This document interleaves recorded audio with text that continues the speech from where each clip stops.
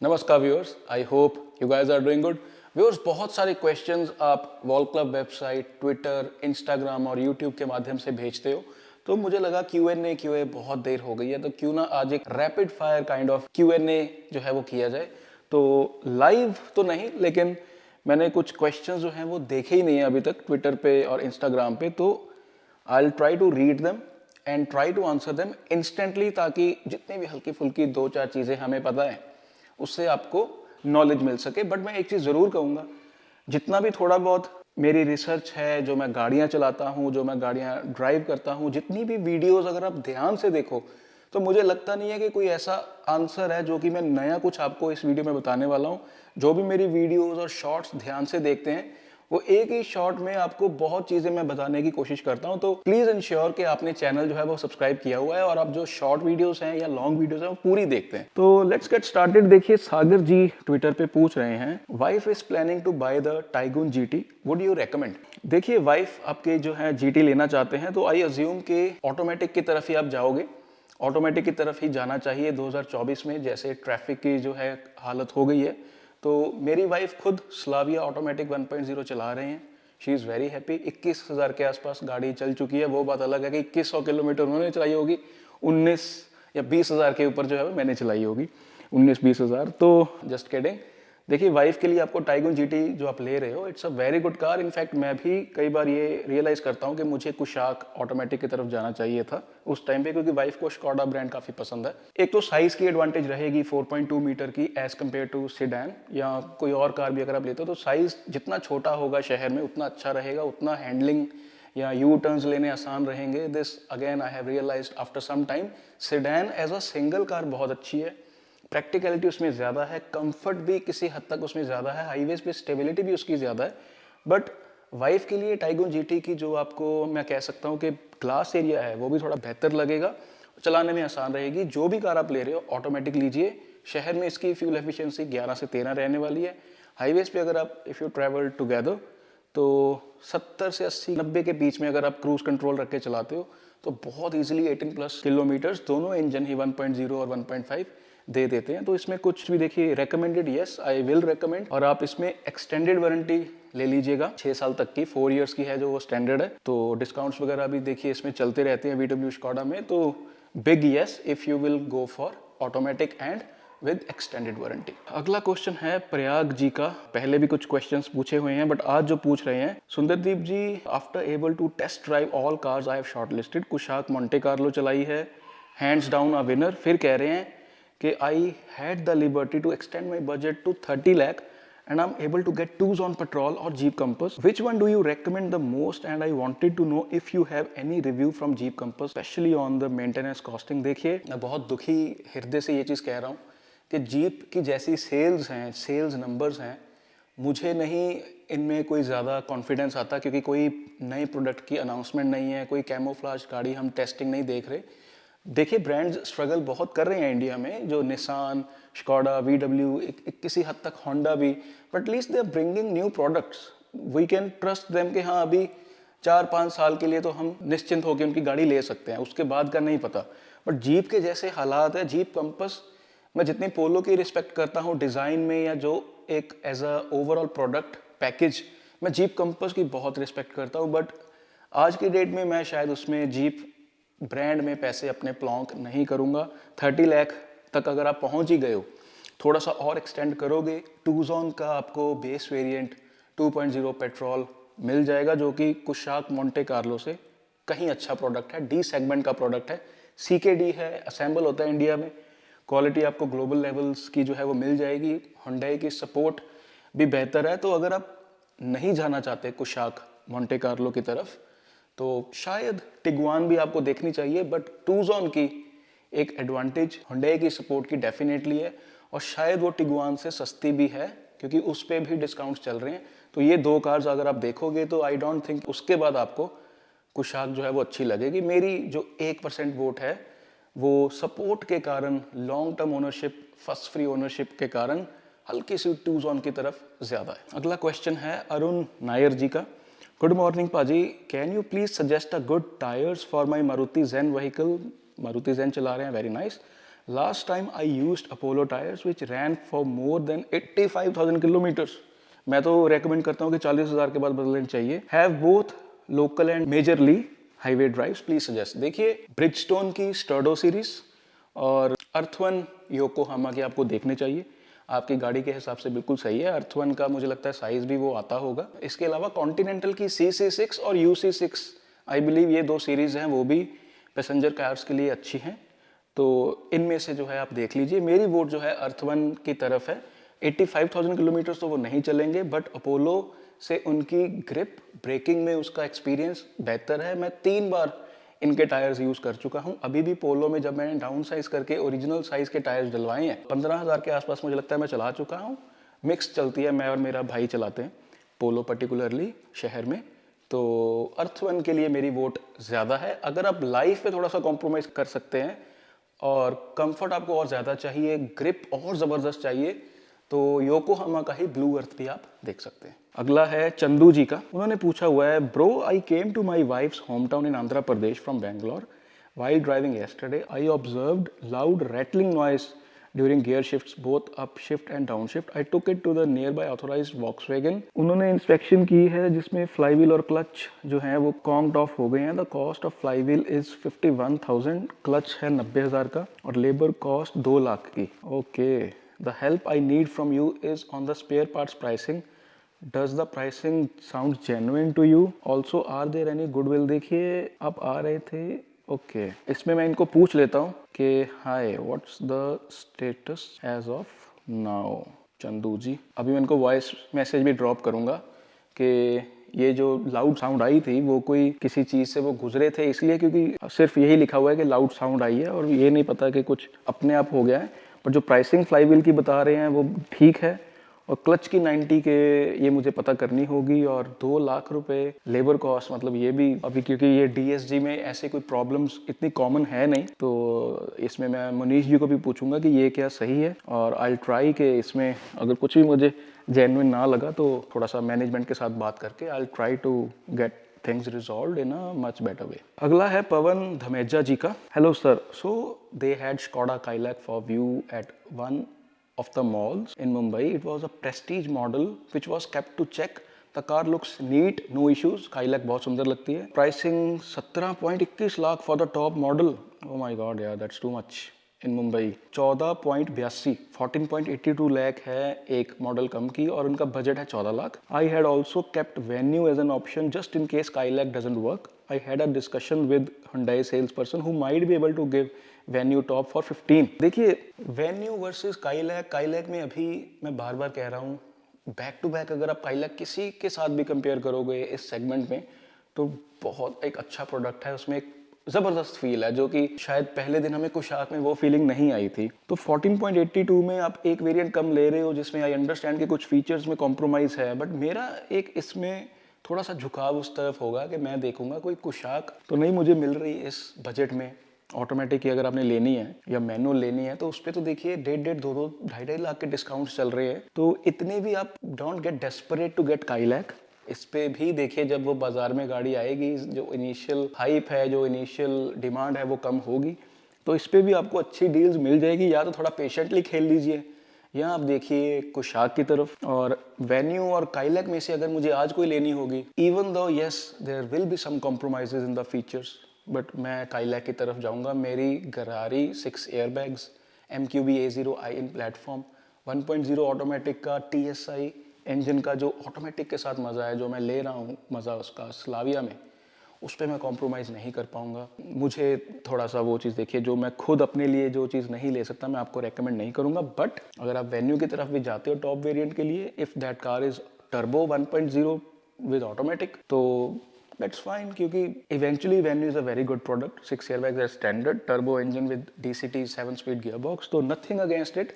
But मेरी personal choice Kylaq होगी या विद डिस्काउंट्स स्कॉडा कुशाक होगी। अगला है सागर आहूजा जी का। Good evening paaji, just a suggestion, people look up to for almost everything related to cars, it would be better if you can guide them regarding budget to that which care they should go for given their earnings. Finance influencer make things videos but your expertise and then a financial recommendation would be even more trustworthy. Honestly, I don't need this recommendation for myself, but thought a lot of people will love hearing this from your mouth. मैं इनको एक voice note छोड़ देता हूँ। Hello Sagar Ahuja ji, thanks for your suggestion. And मैंने इसका देखिए self note जो है वो बना लिया and I definitely will try to compose some videos with these topics. और अगर कुछ और इस पे आप पर्टिकुलरली सजेशन देना चाहते हैं वो भी आप मुझे दे दें, ताकि मुझे एग्जैक्टली पता हो कि कैसी वीडियोस जो है वो होनी चाहिए। जो आपने टॉपिक दिया है इसमें सिर्फ ऊपर ऊपर लेयर आपने मुझे बताई है, थोड़ा सा अगर एक वॉइस नोट छोड़ देंगे कि बजट के रिगार्डिंग कैसे आप कह रहे हैं, तो उसमें मुझे एक आइडिया मिल जाएगा कि कैसी वीडियोस जो है वो बनानी चाहिए। Thank you. Alright, it is very important to acknowledge if someone is giving a positive feedback. हमारी कम्युनिटी थैंकफुली ट्विटर पे बहुत ज़बरदस्त है। मतलब मुझे नहीं पता मेरे क्या अच्छे कर्म थे कि in just 2 and maybe 3 years हमारे जो फॉलोअर्स हैं वो 32,000 के आसपास जो हैं वो हो गए हैं। And it's not about followers, कुछ भी हम ट्वीट करते हैं कार्स के रिगार्डिंग तो जो एंगेजमेंट होती है, वो थ्रेड का जो एक लेवल होता है, वो बिल्कुल ऐसी फीलिंग आती है जैसे आप टीम BHP पे कोई थ्रेड पढ़ रहे हो। तो ये इस चीज़ को मैं बहुत दिल में बहुत खुशी होती है सोच के। अगला है अंकित सियाल जी का, जिन्होंने गाड़ी ली है और कुछ फोटोज शेयर की है। और इनको लेबर 2 बार लगाई गई है, तो मैं इनको कह देता हूँ कि नहीं, जो लेबर लगाई गई है किसी काम के लिए स्कॉडा के द्वारा, शांता मोटर्स, और इसमें गाड़ी आई थिंक स्लाविया है, तो इसमें no you should check with the support team. देखिए, इट इज़ वेरी इंपॉर्टेंट कि बिलिंग जब आपकी होती है तो थोड़ा सा आप अवेयर रहिए। एड ऑन्स देख लीजिए कि आपके बिना कहे कुछ एड ऑन्स तो नहीं ऐड किए गए।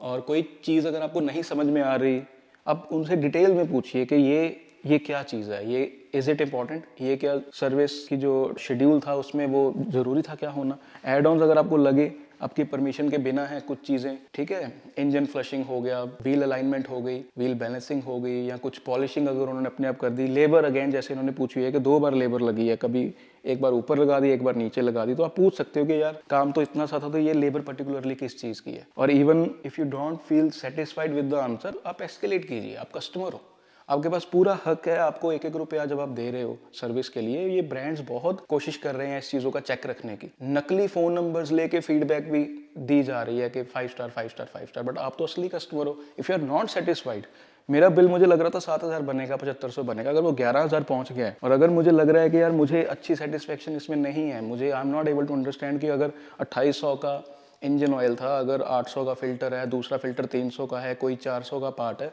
और लेबर उसमें टोटल 3200-3300 है, टैक्स भी लग गया, जो कि 8-9 हज़ार के आसपास बिल बैठना चाहिए, वो एकदम से 11,000 कैसे चला गया, जब मैंने कोई एड ऑन्स भी नहीं बोले। एड ऑन्स अगर मैंने अगर बोला कि एसी डिसइंफेक्शन कर दीजिए, स्मेल आ रही है, या मेरा एसी क्लीन हो जाएगा, सामने होकर मैंने करवा ली। व्हील बैलेंसिंग अलाइनमेंट मैंने सामने खड़े होकर करवा ली, क्योंकि मुझे बाहर टाइम नहीं मिल रहा, आधे रेट में बाहर हो जाती है। आई अंडरस्टैंड कि हाँ मेरा बिल 11,000 चला जाएगा, मैंने कोई एक्सेसरी लगवा ली, बिल और बढ़ जाएगा। बट रेगुलर सर्विस, अगर कोई पीरियोडिक चीज़ उसमें नहीं डलनी है, अगर आपके ब्रेक पैड्स नहीं डलने, अगर आपका कोई और पार्ट नहीं डलना, वो भी उनको बता के डालना चाहिए कि आपकी सेकंड सर्विस है, थर्ड सर्विस है, उसमें ये चीज़ होगी। फोर्थ सर्विस में जैसे हो सकता है ब्रेक ऑयल आपको बता दे, वो होगा। तो जैसे ये अंकित सियाल जी हैं, तो ऐसे अवेयर हर कस्टमर को होना चाहिए। जब ये ऐसा हो जाएगा, तो चाहे आप मारुति चला रहे हो, चाहे आप हुंडई चला रहे हो, चाहे टाटा चला रहे हो, चाहे VW स्कॉडा चला रहे हो, अवेयर कस्टमर जब हो जाएंगे तो एक एक्सप्लॉयटेशन बंद हो जाएगी। अगला है मेहर नोज दारू वाला, जो कह रहे हैं I just bought amaze 2nd Gen in March 2024 VX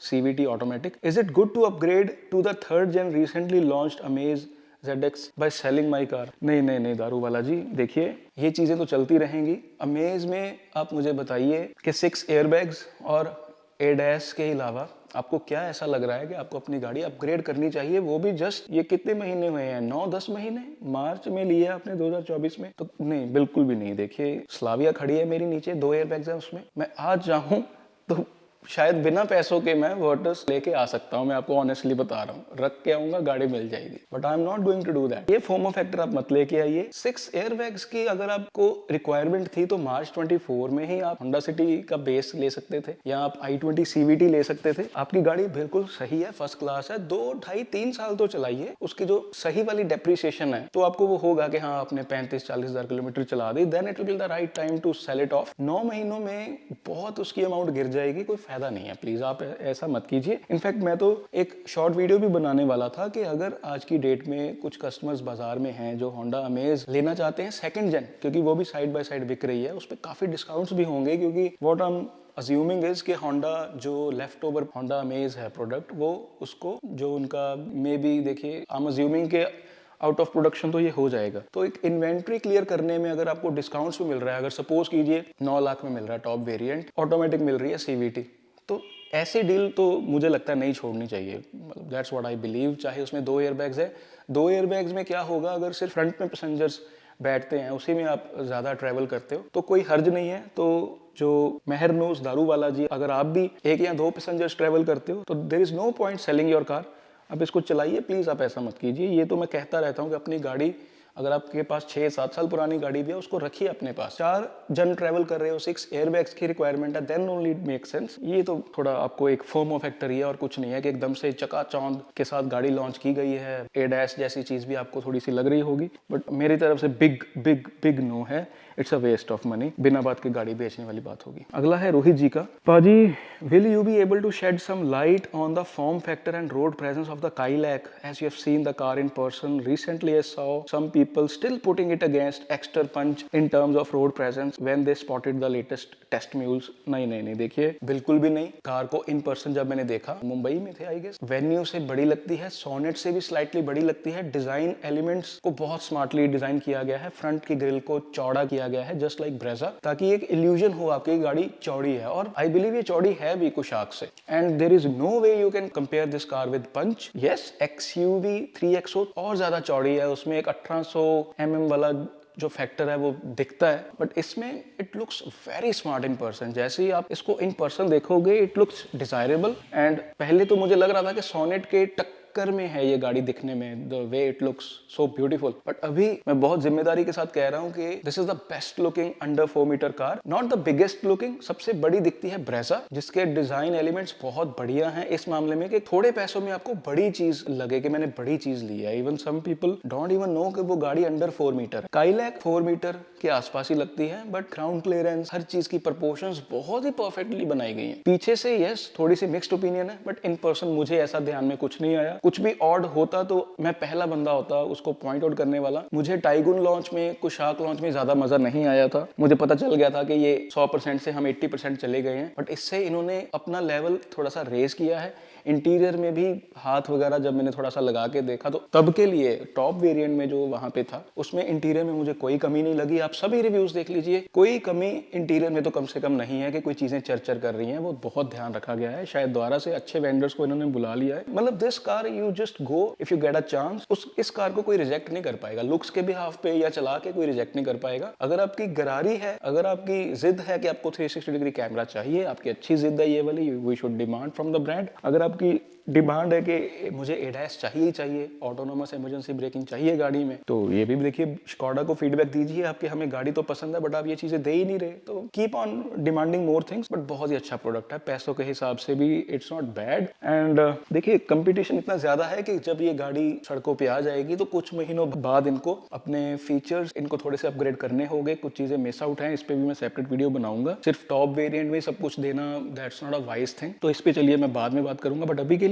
design wise it's a very good product. आप देख के आइए, मैं आपको चैलेंज करता हूँ। और जितनी भी मैंने पोल्स करवाई हैं यहाँ पे ट्विटर पे या यूट्यूब पे, सभी पोल्स में जो काइलैक है वो विनर हुई है। यूट्यूब पे मैं तो मान सकता हूँ कि चलिए हमारी ऑडियंस थोड़ी सी यूरोपियन कार्स को पसंद ज्यादा करती है, बट ट्विटर पे 3-3 हजार वोट्स पढ़ना कोई हलवा नहीं है। उसमें फिर जो लोगों को पसंद आ रहा है, कम से कम जो ट्विटर पे रेगुलर ऑडियंस है, तो वही रिजल्ट्स हैं वो सामने आ रहे हैं। अगला है अनप्रिडिक्टेबल डॉक्टर, नाम है इनका प्रोफाइल का। Good morning brother, can you please suggest any seven seater car for family use, hardly 300 kilometre run in a month, that's very less, any reliable car with the lowest price, what's your opinion about Scorpio N. देखिए आपकी जितनी running है ना 300 kilometre, आपको आंखें बंद करके base variant petrol का, ना कि हाइब्रिड पेट्रोल, आपको रेगुलर पेट्रोल का लेना चाहिए टोयोटा हाई क्रॉस का। और अगर आपको ये नहीं मिलती, क्योंकि 300 किलोमीटर ना कुछ ज्यादा है नहीं, तो फ्यूल एफिशिएंसी अगर कम होगी तो 7 सीटर में हमें कंफर्ट चाहिए, तो कंफर्ट तो इसमें आपको भरपूर मिल जाएगी। और ये hardly 300 kilometre run in a month में अगर ये सिर्फ शहर में चलनी है, तो क्योंकि आपने बजट नहीं लिखा हुआ तो कैरेंज भी अच्छी है, क्योंकि मैं वो कार्स बता रहा हूँ जिसमें थर्ड रो